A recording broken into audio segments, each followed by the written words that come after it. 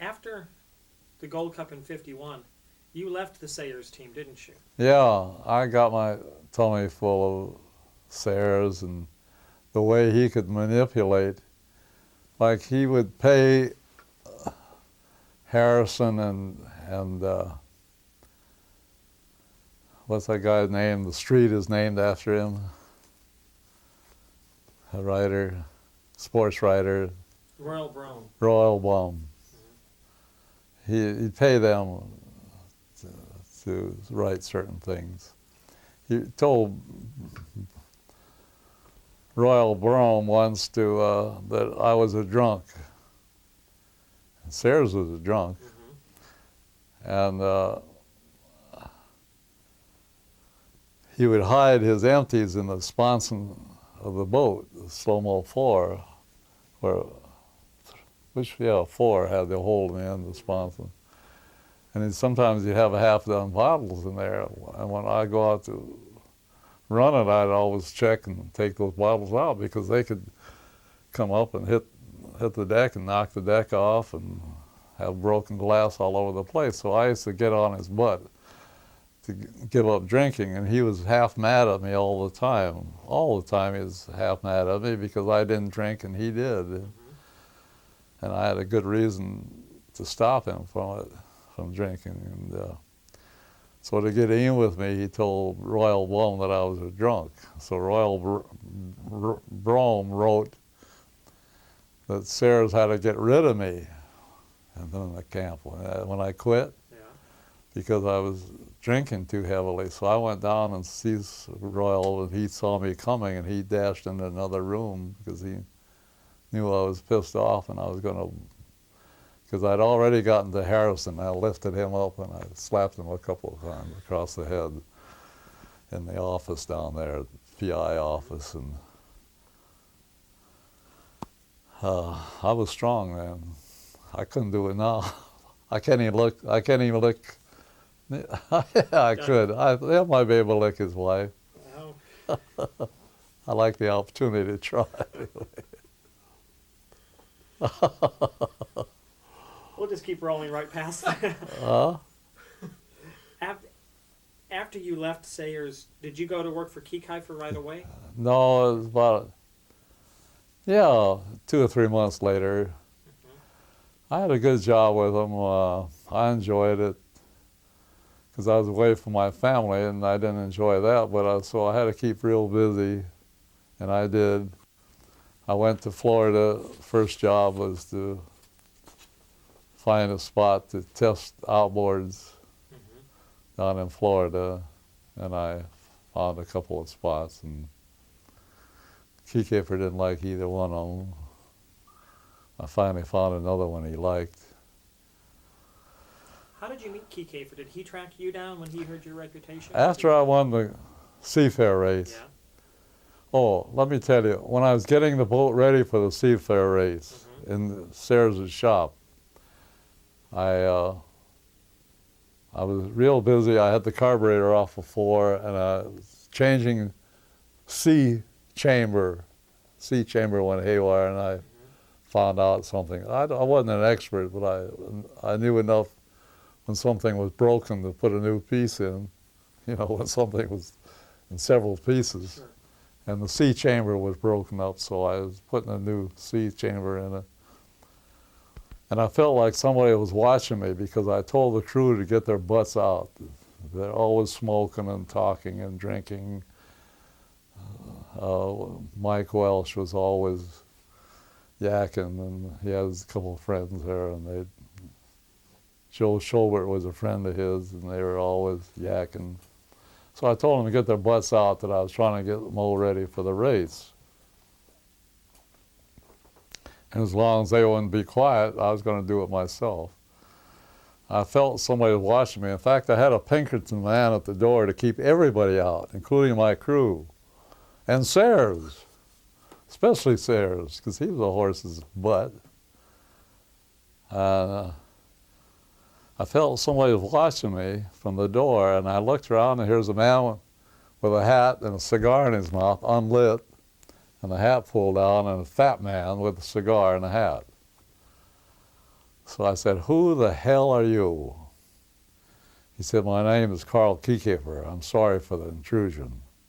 And it didn't sound from his, he was never sorry for anything, so he didn't sound true when he said he was sorry. Mm-hmm. Because he wasn't that kind of a guy. He was a guy that said, "I'm here, and if you don't like it, you can stuff it." That's the kind of a guy he was. So he said, "I'm sorry." And I said, "How did you get in here?" He said, "Your Pinkerton man likes money." He slipped him a couple of $100, let him in. He was only going to be in there for a minute, he promised his guard, because I talked to the guard later. And so I'm thinking, how am I going to get in with this guy? I thought, I'll take him for a boat ride. Well, he told me who he was, Carl Kiekefer, Mercury. And I thought he meant Mercury car. I didn't know. I'd never heard of a Mercury outboard. Did you? In those days? Yeah, not in the 50s. So I said, "Mercury, how's the automobile business?" He said, "How the hell would I know? I'm in the boat business or outboard business." I said, "Oh, that's an outboard." So I said, later on, I said, I got the carburetor on, I had the last bolt on, and I threw him a life jacket and a helmet. I told him, I said, "Put these on, I'll take you for a ride."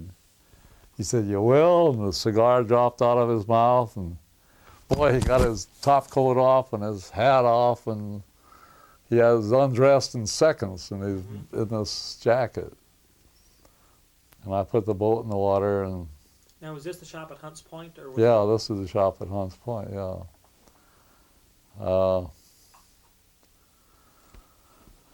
I put the boat in the water and got his butt in there and cranked it on, and I always watch the people very closely, especially if they're not young, because I was afraid of heart attack. I had several of them have heart attacks at relatively low speed, but in a boat, the speed seems to intensify itself to a place where, wow, you're out of shape. But I started out at 10 miles an hour, and I went up to 20, to 30, 40, 50, 60, 70, and so on. So it's never been a big thing with me to go fast. Outside of 200 always got my attention. From about 180 to 200 really gets my full attention. I'm a chicken in that range there, because I never know what's going to break about that minute. So I stuffed him on the boat, and away we went, and I watched him closely, and finally he hung on to these things I had up here, and I can tell by their hand whether they're hanging on tight. He really wasn't hanging on near as tight as some of them, and he was fairly relaxed, and he was looking at the gearbox and watching things turning down there, and watching my feet steering it and so on. And tell me to stop? No, you're fine. Oh. So I punched a little faster until I was up around 180, and then he really got his attention. His knuckles stuck out, and he was thrilled. But he didn't give me the reaction I wanted. I wanted him to scream. I wouldn't have heard him anyway. I would have seen his mouth open anyway.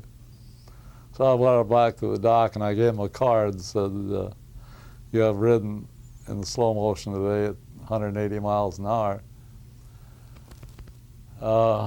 And he used this card until the day he died to cash checks and everything. I spent a lot of time with him after I went to work for him. We shared motels together and hotels and races together. We went everywhere together, thousands of restaurants, and I got to know him real well. How many years did you work for him? Well, I was on for 22 years. I was on a retainer for most of the time. I was only back there in the plant about 7 or 8 years, and the rest of the time I was on a retainer. But paid by Keykeeper for 22 years, off and on. That's a long time for one guy. Anytime he had a problem, he'd call me. A lot of problems, not just how fast to go, but the type of outboard.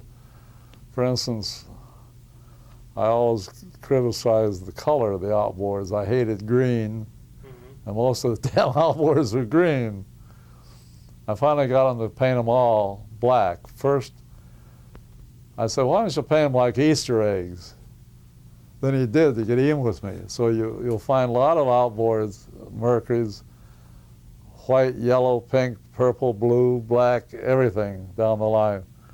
Finally, I told him, you win, paint them all black. And he did. From then on, everything's black. So he locked a well-known artist from worldwide and me in the room together to come up with a beautiful outboard, and that's what we came up with. This guy did most of the coming up. I just said yes, yes, yes. That's great. This guy was good, and I went along with it. After you left Sayers' team and went to work for Keykifer, did you ever drive an Unlimited in competition again? Last time I drove was in '61, whatever I did then. Where was that? I don't remember where it was. Boy, what a memory. Here I drive an Unlimited and I don't remember where it was. All my life I wanted to do that, and I finally did. But I had to be careful that when I drove, because I had so many customers that wanted to win, and here I'm racing against them, some of them. And so I just quit driving because I had customers that, like Ole Bardal said, if you're going to drive your own, damn it, don't you drive against my boat.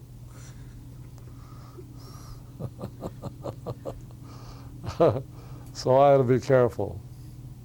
I can understand you wouldn't want to annoy one of your customers like that.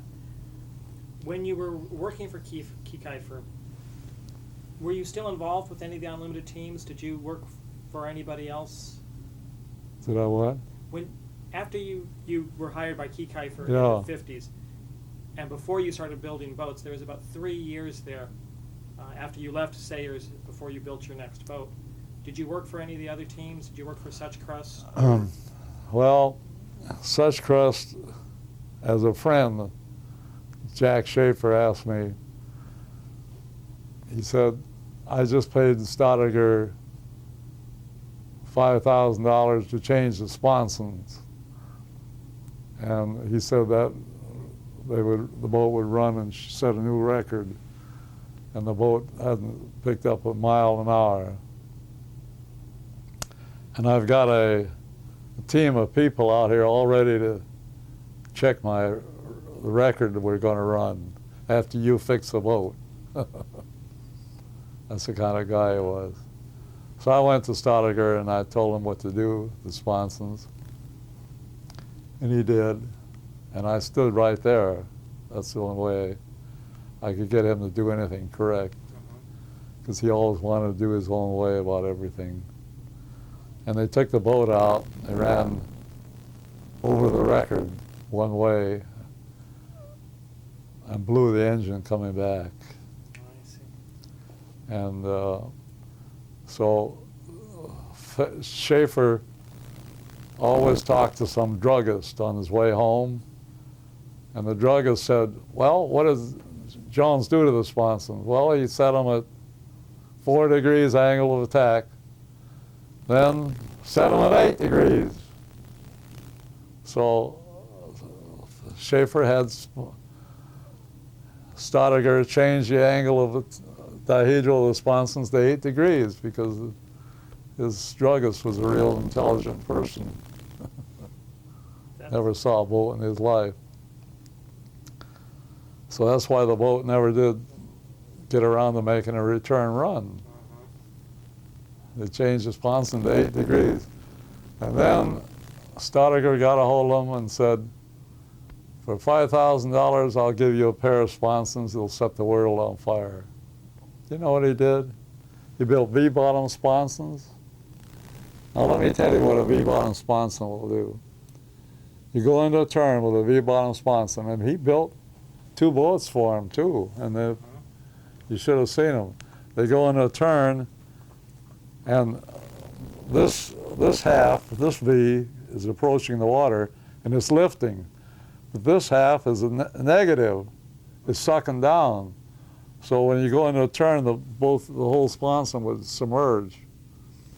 And so he lost $6,000, $3,000 a boat for that little fiasco. And that's what's wrong with boat racing in Detroit is Staudinger was goofing him up because he told him I got the answer to everything. I got V-bottom sponsons. It's the answer to the world. Well, anyone could tell you that when you're sliding this way, an angle in this area will give you a low pressure area. And the faster you go, the lower pressure sucks you down. And 1,000 things like that. And these people don't know. And he built more unlimiteds than anyone. And his son built more too than anyone else. And they're all screwed up. Now he built an awful lot of your boats too. Yeah. How did that arrangement get started? I gave him the chance to build them, but I made sure that they were built in such a manner I could change them in an hour. Okay. And I did. When he built a sponson just like I had drawn, then he built the same sponson for my competition, like was drawn too. But my competition didn't know what the hell to do with them. So you would send him drawings of boats, Yeah. and he would build the sponsons with a certain angle of attack. Yeah. And then you'd get him out here. I changed them. Yeah. Did he know that was going on? Or No, did he never didn't figure know. that out? If he did, wouldn't make a difference to me because I paid him. What difference will make whether you're building good or bad sponsons? If you get paid for good sponsons, you're all right. Pardon me. I got an allergy now from that cold. Want to take a break? No, not if you don't. No, we're doing great. Now, in I think it was 55, he built 3 boats, the Rebel Sur, the Miss Thriftway. And for Wahoo and Miss Spokane, they were alike. Miss Spokane, Thriftway, kind of alike. It all depends what I drew up. Yeah. See, a slip of a pen is easy to do. Sure. Because when I got them here, I could change them easy. I could make wedges and cancel out anything he did. I had wedges already made. I had aluminum wedges made by an outfit that worked for Boeing. And I could do anything I wanted. I could take these aluminum wedges and put them on a boat and lift the right sponson to the moon or the left sponson to the moon, or I could drag them both down. I designed a boat for the guy that built bridges in San Rafael, the Breathless. Murphy, Jay Murphy. Murphy, yeah. And he had a guy by the name of Hunt build it. And Hunt had never built an unlimited before. He hadn't built any kind of a boat, but he built furniture. So Hunt or Murphy had to build this boat. And when you build furniture, you radius everything. Right. So he brought the sponson back like this, then raised it. Brought the stern back like this, and then radiused it. And the boat would do 65 miles an hour flat out. And he was real unhappy with me. He brought it to Seattle mainly to show me up that I designed him a bad boat. So I went down the pits and I saw all these radiuses. I said, have you had lunch yet? He said, no. I said, you go to lunch, and I'll see what I can do with this. So I had a rabbit plane, and I planed like mad. I took all that radius off and left the square, and I filled that square with oak. And I just nailed it on and hoped it'd stay. I told them to take the boat out, and they did 165 miles an hour, some horrible amount. It's like 100 miles an hour difference.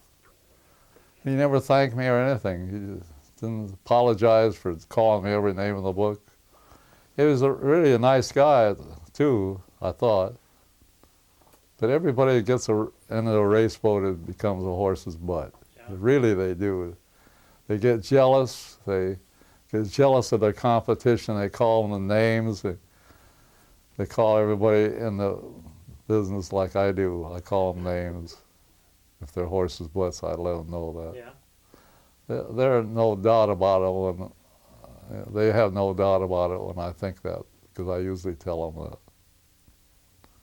Wait, when you had all of these boats coming to Seattle in 1955, you were managing the Rebel Sur team, and were you managing Thriftway also at that time? Yeah, I had the Thriftway boats, and I did my best with Shanty and Maverick. Yeah. But then I had competition there because of a guy named, he built engines for them. Ricky Iglesias?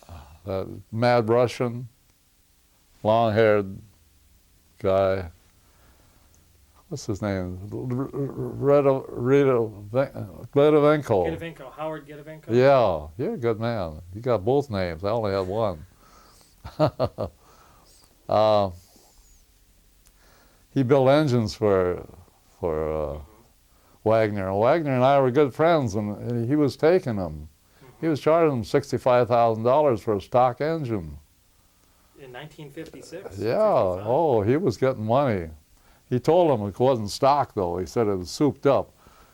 He was souped up because he'd take pistons out of one engine and put in another engine. That's why he souped them up, because he should have seen his shop. Just a big greasy hole in California there in El Monte. He had Allison parts all over. When you go to build an engine, a soup-up job, he just see what he had and put it all together, and just garbage. And he was competition because I would think that I'm making a change in the boat to handle the fact that he doesn't have horsepower, and I had to put angle of attack to the sponsons. I had to put these shims on, get the boat to look like it was fast. Then it would go to the moon if it got down near the end of the straightaway, because the shims really made a difference when you really got on it.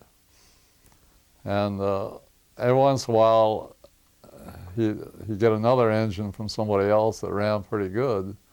Then I'd have to take these shims off. So it was a struggle to keep everybody happy and everybody going, but not to the moon. Sayers, I had warned him about Gedovenko, but he got sucked in too, and he bought an engine, a couple engines in Gedovenko.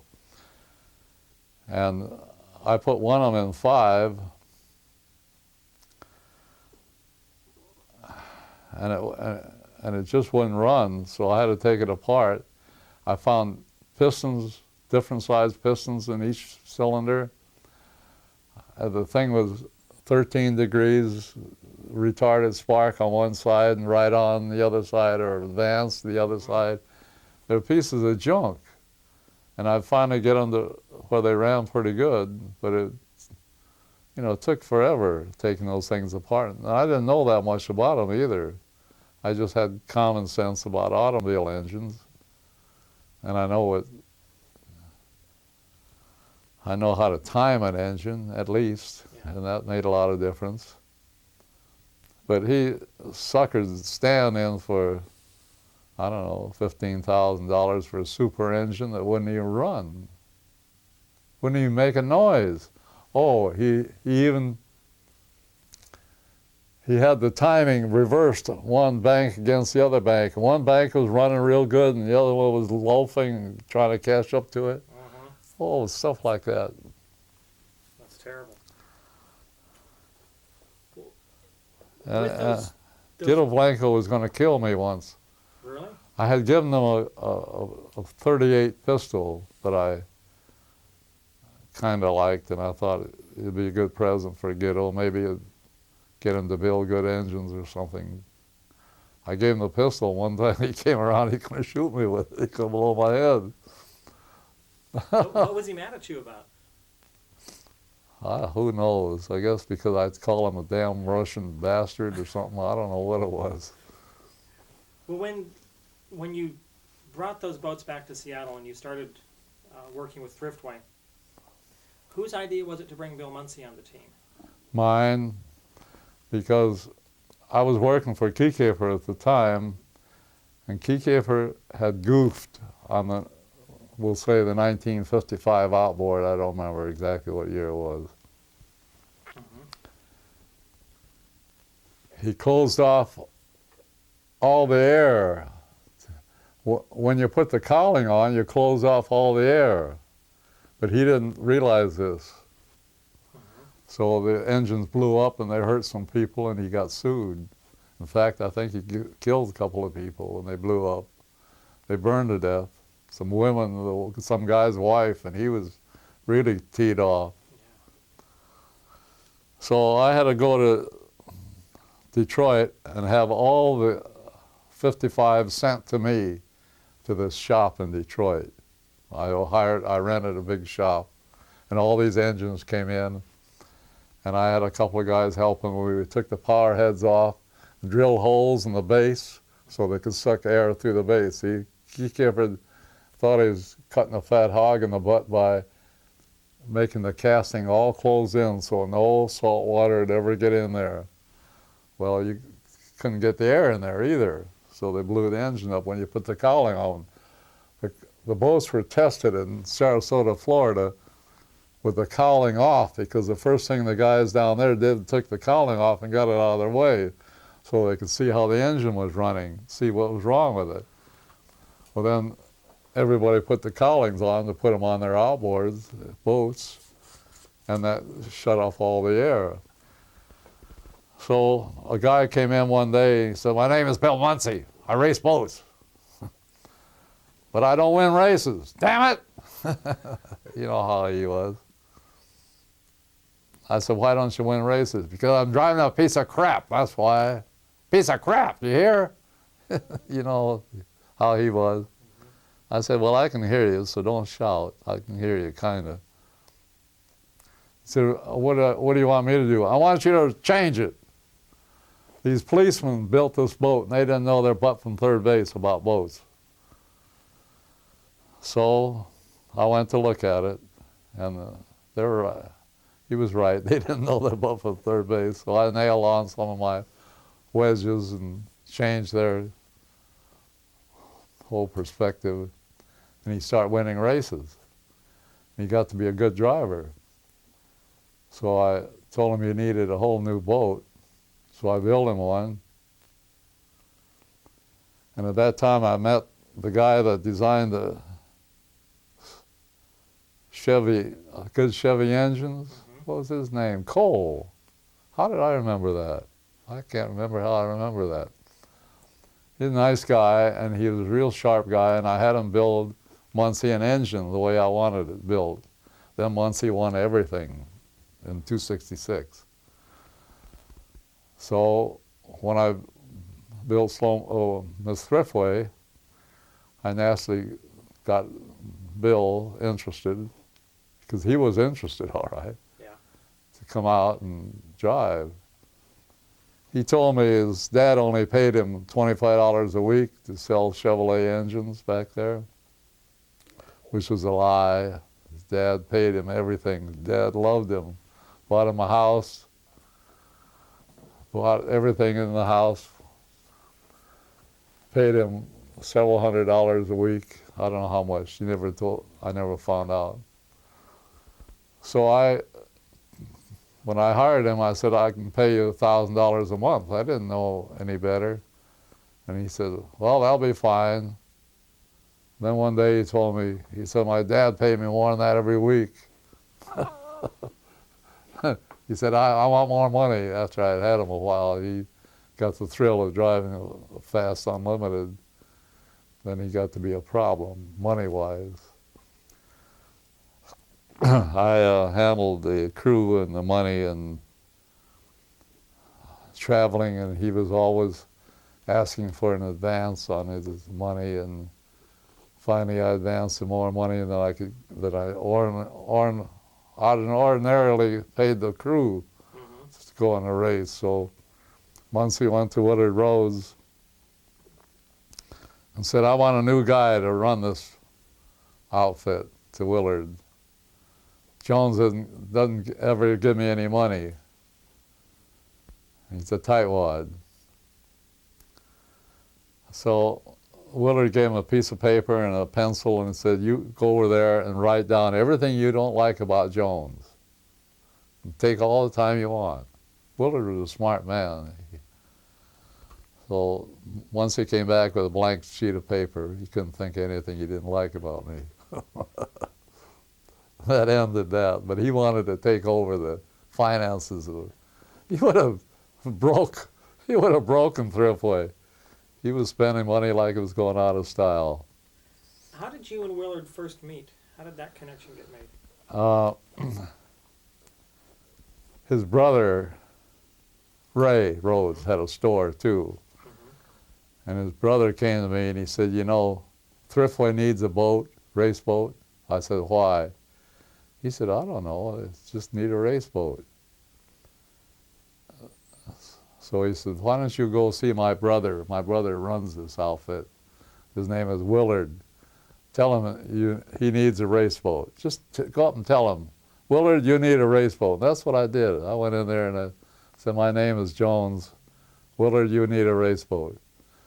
He said, why the hell would a grocer need a race boat? I said, I don't know, why do you put ads in the paper selling prunes and everything else you sell? Well, to sell them. Well, that's what I want you to do with a boat.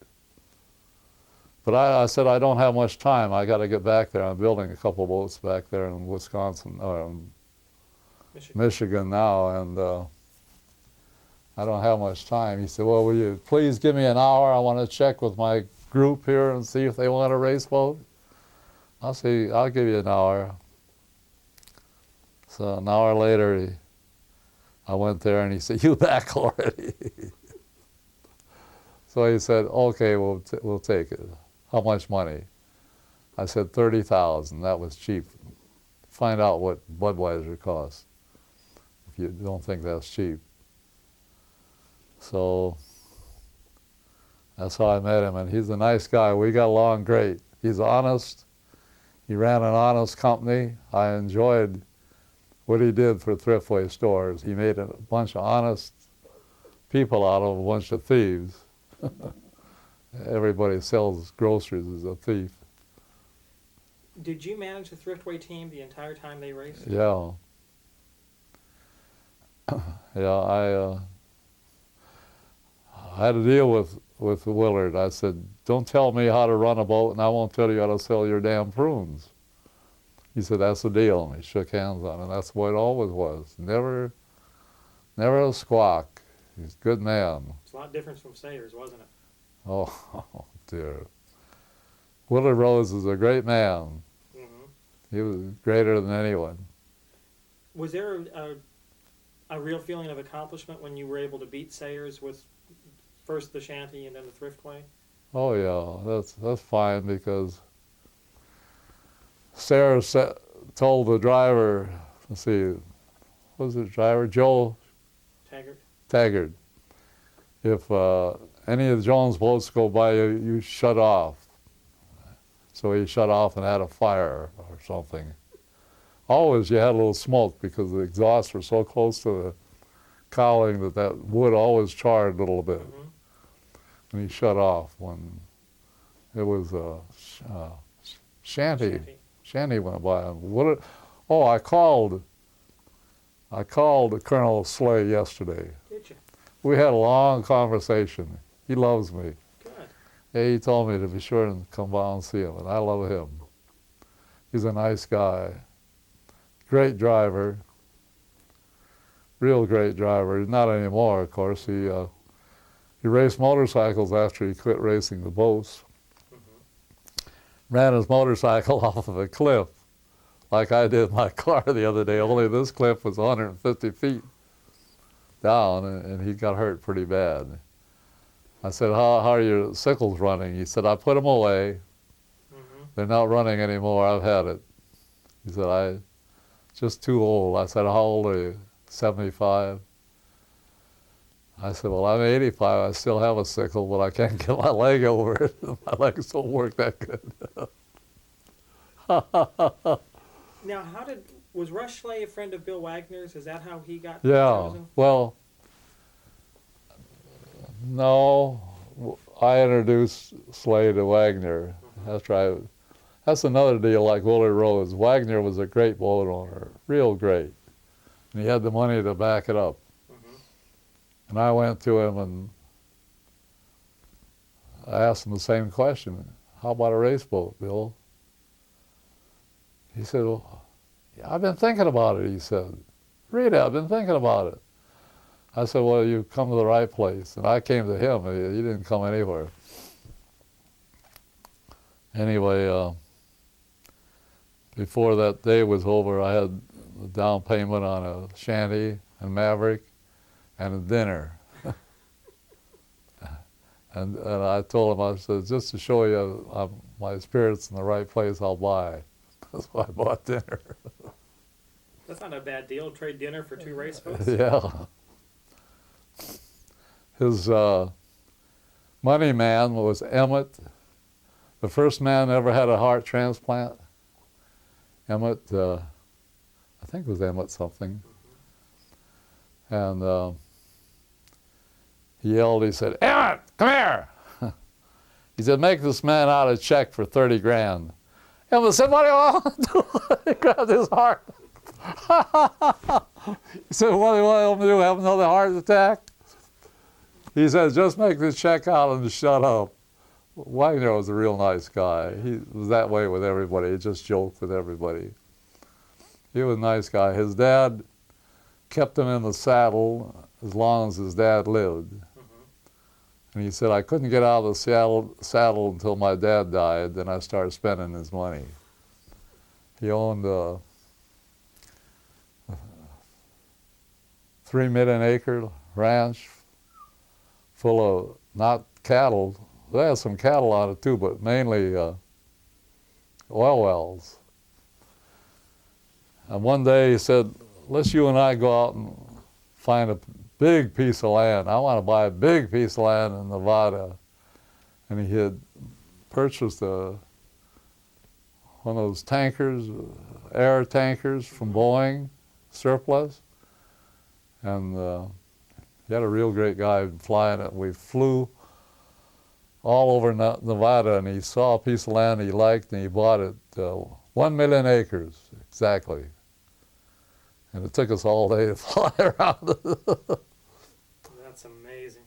I've had a lot of fun with my customers, a lot more fun than you can imagine, because I got along with all of them but Ole Bird Oil. Ole and I didn't make out so good, but he and his daughters and I made out well. But So you got along well with Evelyn? Huh? You got along Evelyn, with yeah. Evelyn? Evelyn and the other one too. What was the other one's name? She was prettier than Evelyn. Yeah. I can't remember names, even women. Well, the Shanty ran sporadically for years. I mean, it would do good at a race and then not do well. And then finally it crashed. On in what? The Shanty. Oh, Shanty. And then finally it crashed. Oh, you didn't. I didn't tell you about the Shanty. Yeah. Well, there was a guy by the name of Ricky Iglesias, and he won the. He fixed the guy's car. What's the guy's name? The won the Mexican road race. That's how I got involved in Mexican road races. I ran one for Keykeeper. I ran the Mexican road race, but this guy, what's his name? He won the first. The Baja 500. Yeah. I'll think of it on the way home tonight, probably. Yeah. Oh, he was a nice guy.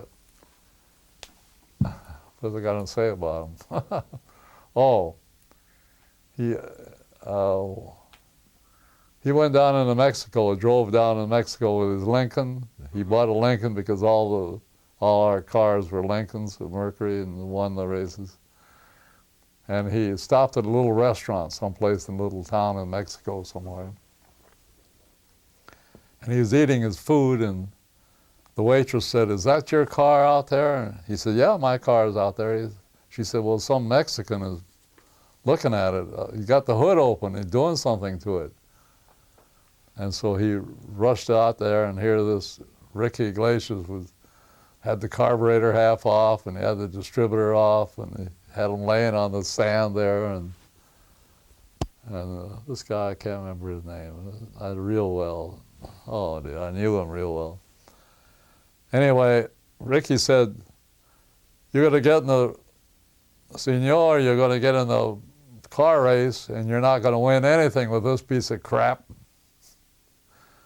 He said, "Let me put it back together the way it should be, and then I'll ride with you so that you'll know your way around." That's just what he did. He put that thing back together, and this guy won the Mexican road race. Ricky was telling me afterwards he was keeping track of everybody, and what he'd do is tell this guy, certain guy, "Right on your butt, right on your, get your foot in the throttle, come on, let's go. There's a guy, he's only a half mile behind you." And this guy, oh, I can't remember his name. I could tell you the story better if I could tell you his name. Finally, he just was driving over his head. Every town he went through, he almost killed all the people and all the cattle and everything else. Because I know I drove one. And Ricky kept saying, "This guy's creeping up on you. He's only a quarter mile behind us now." And all the time, this guy was 100 miles behind him. And so he came in first in this last stretch, which made him the winner. And he's sitting there waiting, looking at his watch, because it was a time thing. He'd have to win by X number of seconds over this guy that's supposed to be behind him. Well, about an hour later, this guy behind him came in. That's how Ricky made him win. Well, then Ricky got acquainted with Slay, Guido Blanco, and Moroso, somebody, maybe not, I don't remember the names.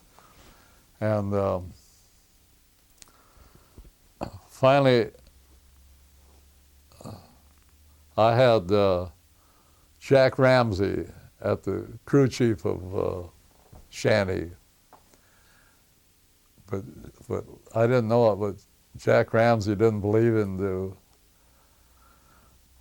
checking struts and propellers with, what do you call that? Magnaflux, No, more than that. Zyglo. Some electronic way of doing it, the real way. Magnaflux, yeah, we'll say Magnaflux. Anyway, he didn't believe in it, and when Slay found out he didn't believe in it and had a broken rudder to prove it, he had to fire Jack. So when he fired Jack, he hired Ricky Iglesias. And the first thing Ricky did, he saw scratches in the aluminum on the bottom of the Shanty. You know, you're bound to scratch it a little bit. He said, "Well, these scratches slow the boat down, I think." So he said, "I'm going to take the bottom off." And I told him, "You leave that bottom alone. It does a lot of things, and it holds things up in the proper positions. You leave that alone." "Oh, no, I'm the crew chief. I can do as I please." So he took the bottom off. The aluminum, pretty heavy aluminum I had on that one. It was 90 thousandths, I think. And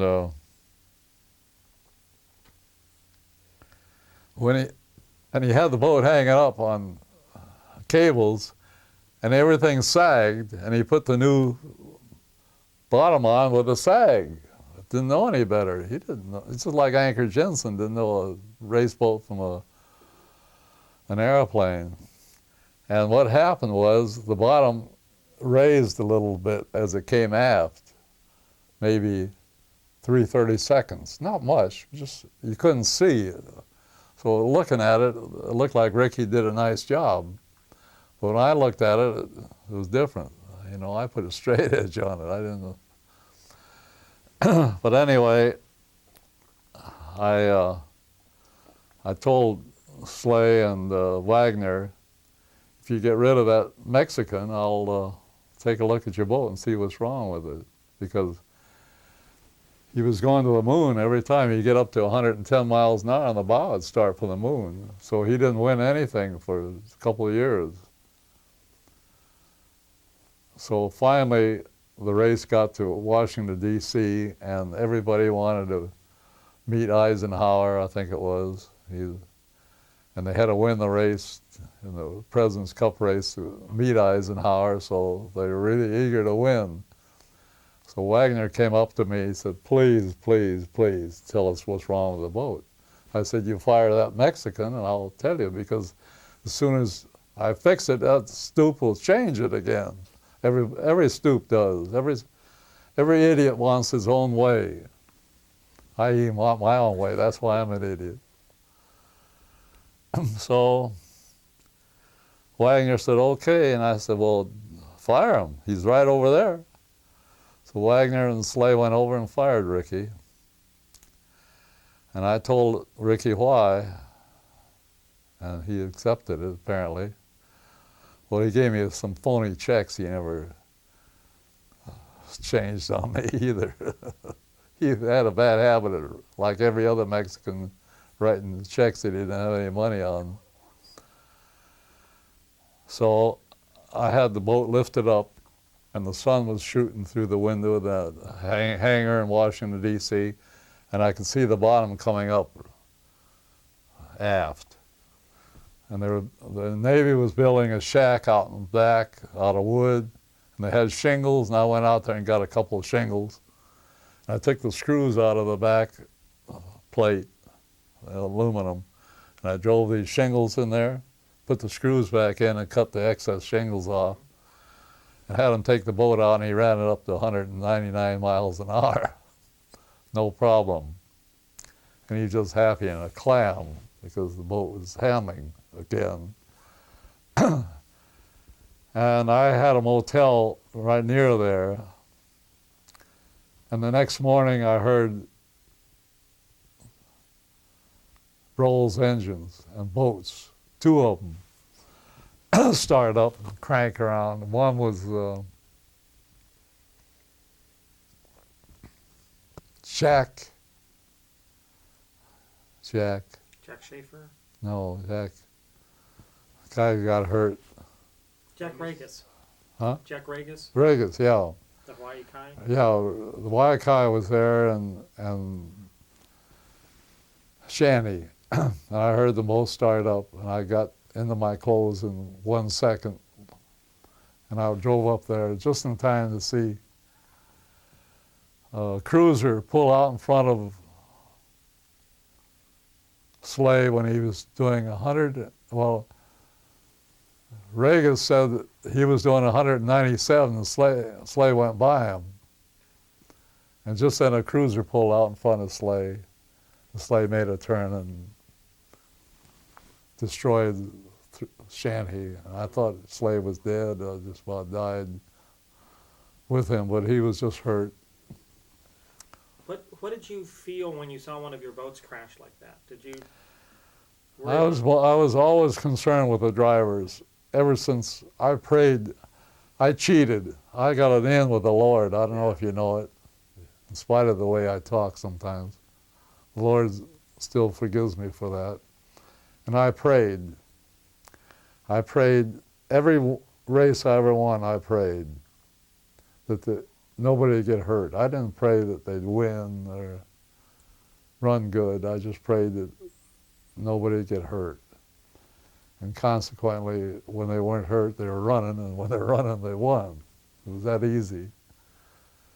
So I was constantly in fear, and Ron was constantly in fear too, his driver's getting hurt. I guess he got that from me, I don't know. And he does things in order to make sure they don't get hurt. But because when he built the boat for Ole Bardal and that, what was his name? Ron Musson. Ron Musson. Good thing you're here. Got killed. Ron felt terribly because, and it wasn't his fault. The crew chief, what was his name? Leo Vandenberg. Vandenberg. It's wonderful to remember, isn't it? He told me, he said, I want to tell you something. Ole came up to me and said, I want to put a alcohol tank up in the nose of the boat, and I want you to put it right here. And Vandenberg said, no, not without Ron's permission, because the alcohol tank will weigh 100 pounds. You can't arbitrarily put 100 pounds in the nose of any boat. He said, I can do anything I want. You put the tank there. So Vandenberg put the tank there, and the boat augered in and killed what's his name? Ron Musson. Ron Musson. I know the stories, but I don't know the names. That's all right. But I know the names, but I don't know the stories, so Yeah. we make a good team. So that's how that happened. You know, I like to straighten these things out because these owners should know they keep their damn noses out of the mechanical end of a boat. If they knew how to build a boat, they would have done it on their own. Mm-hmm. They wouldn't have to go to somebody else. Sure. How did, you talked about Jack Ramsey a little bit earlier. How did he ever get from Montana as a sheep rancher to crew chief on a hydroplane? Well, he came to Seattle, and he told me he was a sheep herder and a cowboy, and he convinced me because cowboys never take a bath.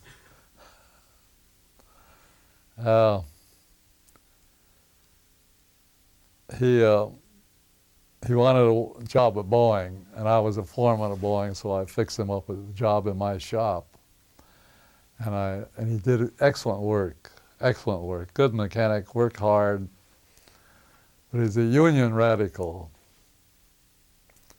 And Boeing was bothered by unions from time to time. And he worked a long time, but finally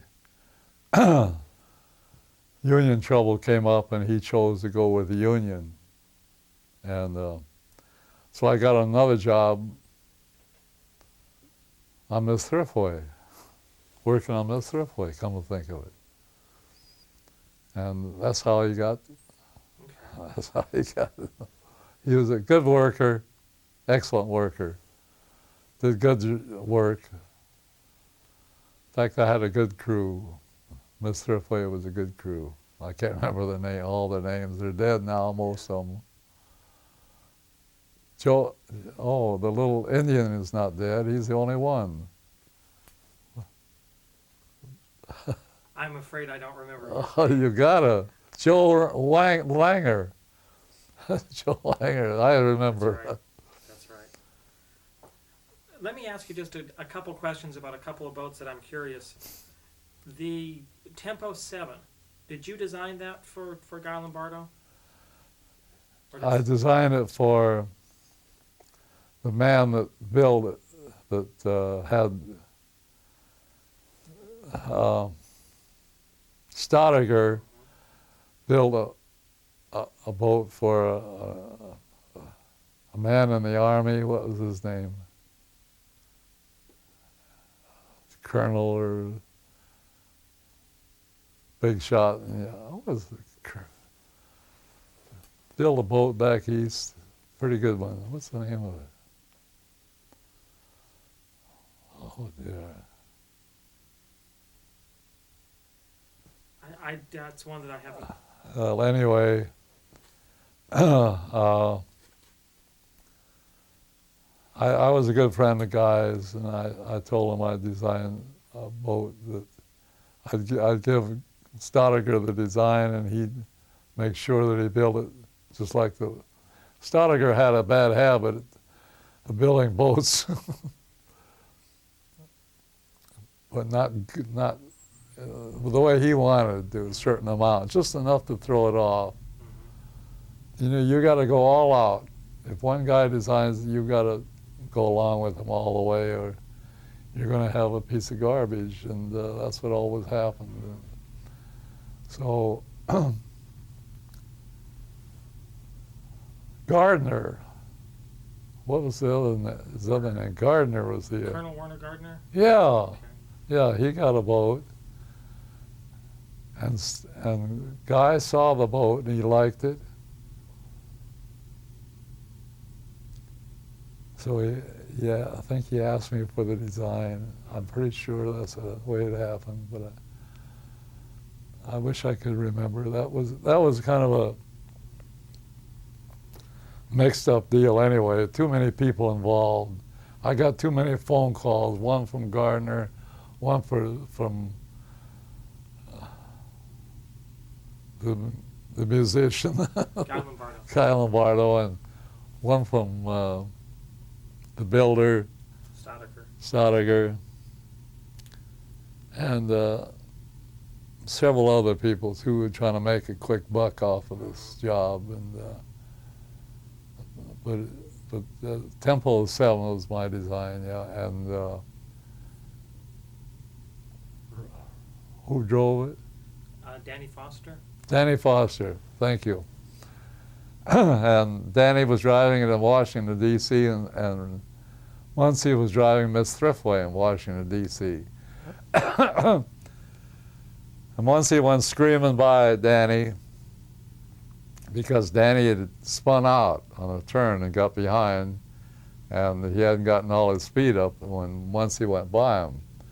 But once he went by him, he just remembered something, and he shut way down and let Danny go by him, and lost the heat. So I asked Muncie, hey, how come you shut down? He said, I didn't shut down, this damn thing don't run. I said, you shut the throttle off, I can tell from the shore, I don't need somebody to tell me. You shut the throttle down, why? Took me an hour. Finally, he said, okay, I'll tell you. I had a fight with Danny in Detroit in a bar once, and I hit Danny in the Adam's apple, which he had a big one. And everybody thought he was dead because he wasn't breathing. And some doctor came around and gave him artificial respiration or something and brought him to. And I felt so bad I thought it was a dirty trick to pass him.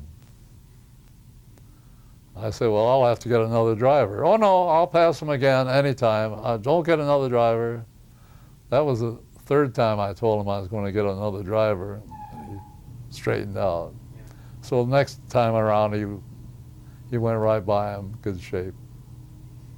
But these things, not only you have to build a good boat, but you have to have a driver that has intelligence and one that isn't flaky. Mm-hmm. You've got to talk to him. I used to talk to Slay. I used to talk to Muncie until the wee hours of the morning, straighten him out before a race.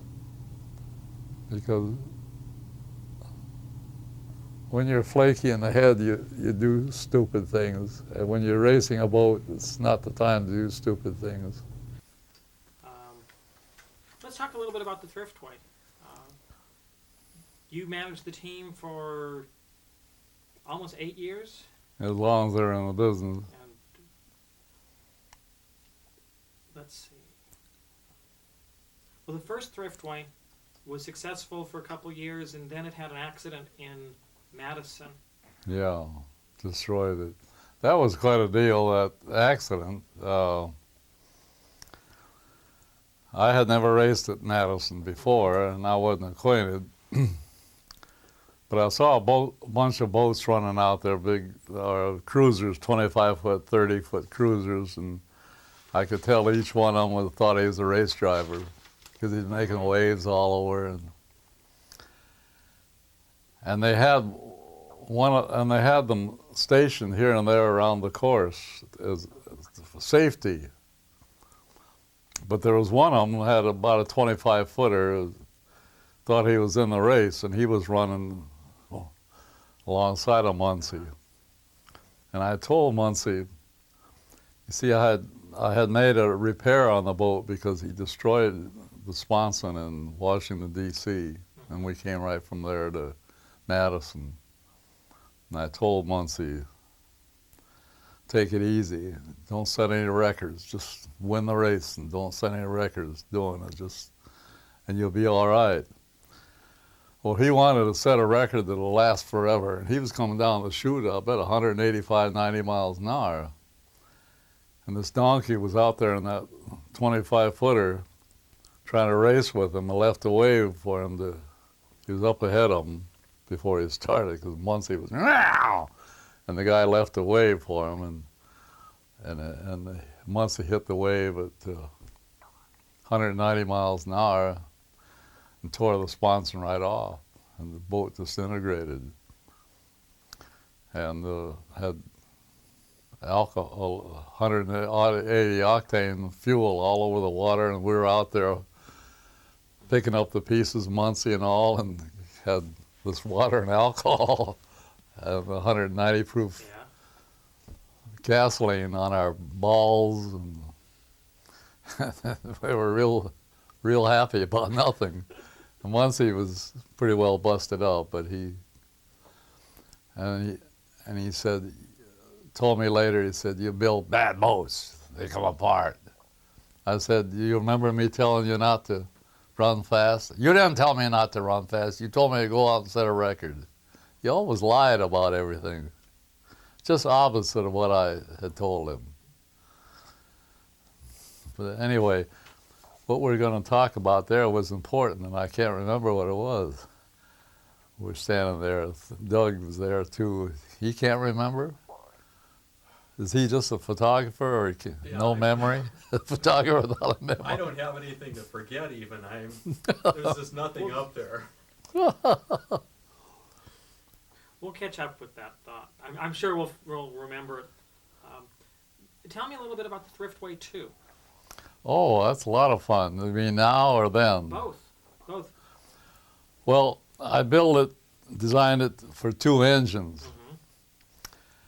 And I needed a gearbox for 2 engines. One that would make it just like one big engine. And I went to a place in Detroit, that's the only place that I knew of that built that type of a box. And they were real happy to do it. And gave me a date of April the 3rd, which just happened to be my mother's birthday, so that's how I remembered that the box would be ready. So I called up about April the 4th and asked if the box was ready, and they said, "Oh, didn't you hear? Didn't you get our letter?" And I said, "What letter?" That Shannons are going to sue us if we finished it, but they would buy it off of us, so we wouldn't be out any money. So the work that we've done on it. That just blew my stack. So I got a hold of Shannons and I told them exactly what I thought of Joe and Lee. I told them a couple of thieving heaves, but it didn't do any good. I didn't get a box, so I called Joe and Lee together on a joint thing so they'd hear me, and I said, I'm going to put 1 engine in this Thriftway, and every time you bring that piece of shit Gale out, I'm going to beat it. So I put 1 engine in, and we did. We beat him every time. But that's the only thing we beat with it, because 1 engine wasn't enough. It was an 8,400-pound boat with 1 engine in it, you know. because I didn't care how much it weighed when I was building it, just so it's strong. Because I cared a certain amount, but if there was difference in an ounce here or there, I just put another ounce to it. Consequently, the boat was pretty heavy, and with one engine, it just didn't accelerate. But the top end was good. You'd get up to 170 miles an hour if you leave your foot in it, or 180 miles an hour if you leave your foot in it long enough. And you could always hear that one engine. I don't know if you saw it run in Lake Mead, did you, by any chance? I've seen films of it at Lake Mead. That was a race it won. And it beat Kai and Jack Regis. And Jack Regis had out-accelerated him. He'd be halfway down the chute, and the two would be on his butt, but then it'd go wow by him into the next turn. Well, the two wasn't any good on the turn because the afterplane was too short. And it'd go wow, wow, wow, wow, and you can't make a turn that way. So it wasn't a winner, and I never had time to change it, I had too many boats to look after, Thriftway and Shanty and Maverick and all of them. I just didn't have time to change it, and I wanted to do the best we could do with what we had. But now I know. What I did, I lengthened the sponsons, made the afterplane shorter yet with a piece of 6-inch block of wood. I just nailed it on, and it was the most unmanageable boat. You couldn't do anything with it. But the way it was, even though the afterplane was too short, you could sit there and read a book at 180, 190 miles an hour because that was that stable. Just 13-foot beam. It's just beautiful on the rough water. What was the idea behind making it a cab over? Was that to make it safer or give the driver better visibility? Well, I reasoned with the air, what do you call them? Airliners. The pilot is about 5 feet from the nose, and he's got 500 feet of airplane behind him, and he does a good job of flying it. So I wasn't worried about being able to handle it. And up there it's cooler, it's safer. In the case of fire, your fire is behind you. And you can streamline better that way. So I put the pilot 9 feet from the bow and streamlined the whole thing. I should have the thing here showing you. Yeah, you can see it. Sure. Want to get that? Found it.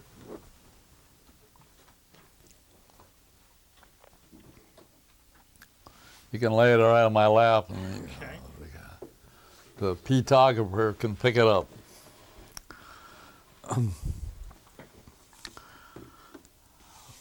I don't know why I put him 9 feet back. I just don't know. I must have a reason, but I can't think of it now. And because I needed a big cockpit area for 2 engines, and I needed a good stabilizer, so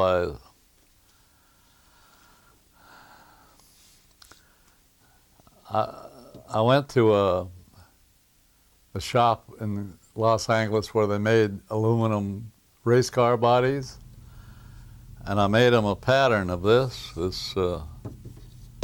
whole thing here. And the guy just sat there with a hammer and hammered them out just beautifully, and only charged me like, I don't know, $1,000 or something for these 2 big pieces. Beautiful. And they're long too. See, this boat's 34 feet, so it's pretty long. And I didn't have any problem steering it up here. So we wanted to set the world's record, straightaway record, because a lot of times I'd sit there at 200 miles an hour. I could read a book, just so stable and all.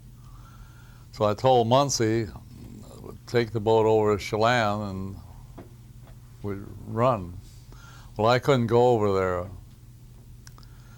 but the guys told me that once he get it up to about 160 and shut it down, he couldn't get used to sitting up here. He just couldn't make it, and it was a shame too, because I always think if you have a feel of a boat, you could sit anywhere and drive it, clear from here to here to here to here to here, clear up the nose. But Muncie only had a feel of the boat when he could look down this Allison engine and the cowling and the bow. And he never felt safe when he didn't have anything in front of him. He said, I don't feel safe either, and I'm not going to drive it any faster. Well, it was too late to set up another one. I would have driven it. We went to a race in New York, was the name of it, near the falls there. Buffalo Launch Club. Buffalo, yeah, Buffalo. And Bob Gilliam was there with one of his junkers, and he qualified, I think at 86 miles an hour or something. It was good for Gilliam, and so that's all Muncie could qualify for. And he came in after qualification. I said, what's the matter? Couldn't you find the throttle? It's right here. So, I pointed to it, He said, none of your smart remarks. And there were some writers there, newspaper people. And they said, I want you guys to know that Jones builds crap. It won't run any faster. So I said, I guess I'll have to qualify, won't I, Muncie? So I put my helmet and jacket on and got in and ran a 100-mile-an-hour qualification, which was easy to do. And then Muncie got in and ran a better one, 101 or something. I don't remember what the speeds were, 99 or what they were. But he wanted to outdo me. There was nothing wrong with the boat between me getting in it, him getting into it. But that's the problem I had with Muncie, is mental. Mm-hmm. And many things like that happen many times with Muncie. Oh, I was telling you about the wedge. I was going to tell you about the wedge, the sponson. Right. Yes. After putting a wedge on the right-hand sponson for Slay, I thought, well, Muncie would like it better if he had more lift on that right-hand sponson. So I put a wedge on Miss Thriftway when we were in Detroit a couple of days before the race. And Muncie was standing there, and I said, hey, Munce, take it out and try it. I made a little change on the right-hand sponson. I think you'll like it. Slay liked it on. Oh, he just blew his stack. 2 days before the race, you make a change. Listen to these guys. You get a lot of people around to listen and say, this guy's a dummy, he said. Making changes 2 days before a race and so on. Embarrassing. I said, Muncie, have you had lunch yet? No, I haven't had lunch. I said, well, take the boat out real quick and give it a try and see what you think of it. So he did, and he came down the chute after making a lap. Yeah, terrible. So he came in and said, I can't get my feel of the boat. I can't set up for the turn. I can't get any speed out of it. I can't do this and that. I said, if you haven't had lunch yet, have you? He said, no. And I said, go to lunch and I'll take the wedge off of it. So he went to lunch and I didn't even take the boat out of the water. And he came back and he said, well, did you take the wedge off? And I said, I think so. It isn't there anymore. I didn't want to lie too much. So he took the boat out and, great, never been better. This is what I was up against, these mental hazards. They don't know what fast is. Slay would tell me exactly what the engine was doing, exactly what the boat was doing. I had no problem arranging a change for Slay. But for Muncie, another time he said, how come the boat steers so damn hard? What did you do? I turned the wheel. I said, it turns easy. Yeah, it turns easy here, but not when you speeds. You have a hard time turning the wheel. So I said, go to lunch or something, and when you come back, I'll make a change. So I tilted the wheel a little bit, took the bolts out and put washers in there and tilted the wheel just a little bit from here to here. And he took it out. It steers easy now because his muscles were better at this angle than this angle, I thought. And they were, apparently. Of all the drivers that drove for you during the years, who was the driver that you worked with best? Oh, Slay, no doubt, because he'd never driven a boat before. He had no prior anticipations. I had the top pilot of Boeing, what's his name? Quick. Tex Johnson. Tex Johnson. I was going to make a driver out of him. And he tried to be a driver on his own, and he finally came to me. He said, "You just scared me shitless out there." He said, "I have a friend by the name of Russ Slay." Oh, I forgot to tell you this. He said, "I have a friend that I flew with in the service, and he beat me at all the aerial combats. He shot me down every time, and he's a great, great pilot, and I bet he could drive your boat." He said, I said, "Would you get him up here?" He said, "I'll have him up here in 4 hours." And he called down California, where Slay was, can't remember where, started with M, whatever that is. Slay came up, and Is it Miramar? It's not important. But he flew up there in 4 hours at a jet. He landed right where he wasn't supposed to land on the field out there. What's the name of that field? North of here. North, 75th. in Seattle, The Navy station. Sandpoint. Yeah. So he was a great guy. I put him in the boat, and I explained things to him as he's sitting there.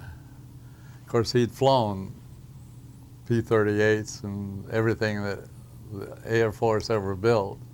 So piston engines were his meat. And I said, "Don't run too slow. If you run under 45 miles an hour, there won't be any water coming in the engine." This is the trouble Tex Johnson had. He almost burned up the engine. 45 miles an hour scared the hell out of him. So he tried to run down 50 miles an hour, so just barely over the minimum I told him to stay out of. But Slay got in the boat, and I had warmed it up, so I said, "It's warmed up, you can go as fast as you want." I warmed up the oil. He just lit out there like a firecracker. Never driven a boat before fast. Went right straight down the north end of the lake, and he's still going to the big rooster tail at the end of the lake. And I thought, holy mackerel, there's a dock down there. He can't even turn. The stick's way out, you know. But he turned, and a wall of water went up 100 feet, and I thought, oh, that's the end of him. He turned it wide open without shutting it off. And we jumped in a boat. We were going to run out there and pick up the pieces. And out of this wall of water comes this little boat still going 200 miles an hour. He never lifted his foot. Went down there and made a turn. He said he didn't shut it off. He just turned it, and it turned at 200 miles an hour, 180 degrees. That was his first ride in a, and I don't understand how he didn't turn over. I would have had it on my head a long time before that. But he was fearless, and that was his only problem. We're getting a little bit short on time, so I'm going to skip to a couple other boats. Yeah. What about Bardall and working with Ole Bardall? It was impossible. You don't work with Ole. He tells you how to work. Yeah. Or else he'll walk away from you, one of the two. He had some guy, some antagonistic guy is the crew chief. I don't remember his name. You probably do. Leo Vandenberg.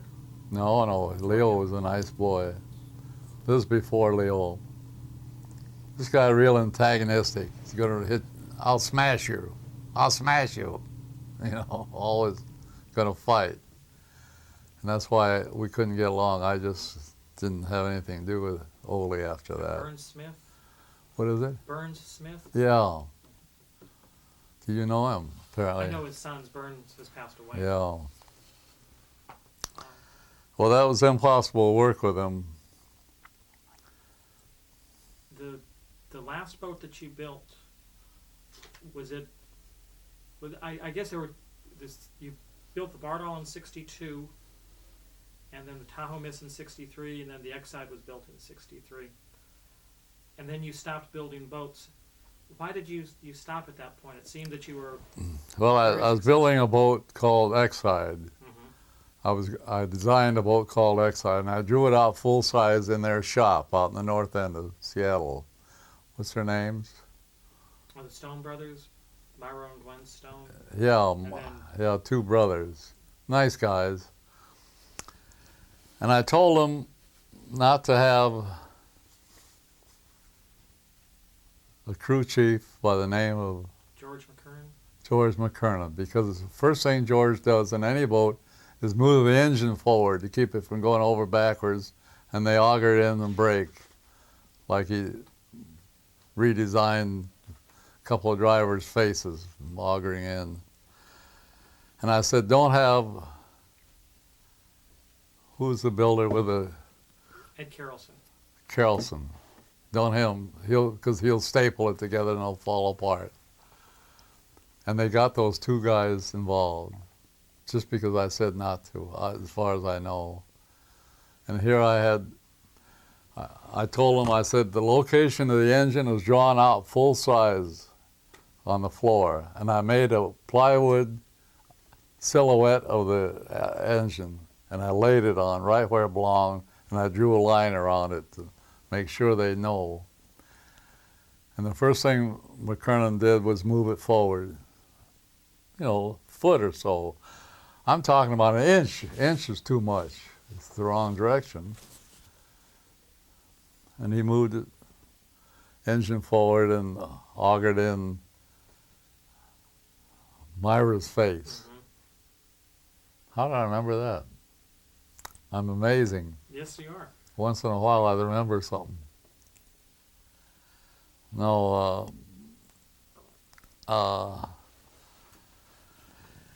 you got to keep guys out of the business that goof up. Mm-hmm. And they goofed up. Mm-hmm. That isn't the first time either. George McKernan was a nice guy. I liked him, but I didn't like what he did. But you never built any more boats after that. Did you retire, or did you turn the business over to Ron? I turned the business over to Ron, but he didn't take care of it the way I wanted him to. He got suckered in. I told him, don't build anything for a guy named Bernie Little. I said, don't even say hello to Bernie. He'll take you.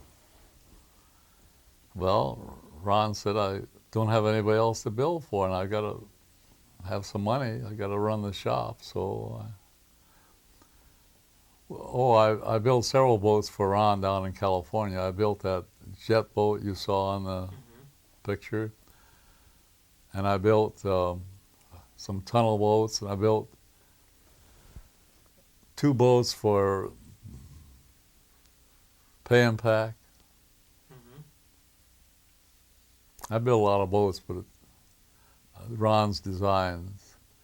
I cheated once in a while. I'd make some change that Did Ron he take your didn't. advice on?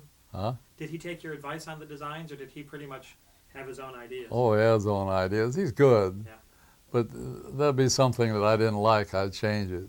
And he never noticed it, because once you build the boat, it's hard to check it. So you were involved with building both of the Pay and Pack? I was his foreman. He was going broke, and I knew it was because he never came in until noon, and all the guys did like they wanted to do until he got in there. And So I opened the place up at 8 o'clock or 7:30 or something. And I built up, and I wouldn't let a boat go out of the shop until it was paid for. And the guy that owned Pay and Pack, what's his name? Dave Herensberger. Herensberger, sent that butthole crew chief of Jim his, Lucero. Lucero, down to get a boat that wasn't paid for. And I said, you can't have it. He said, oh, the hell I can't. You know, he's belligerent.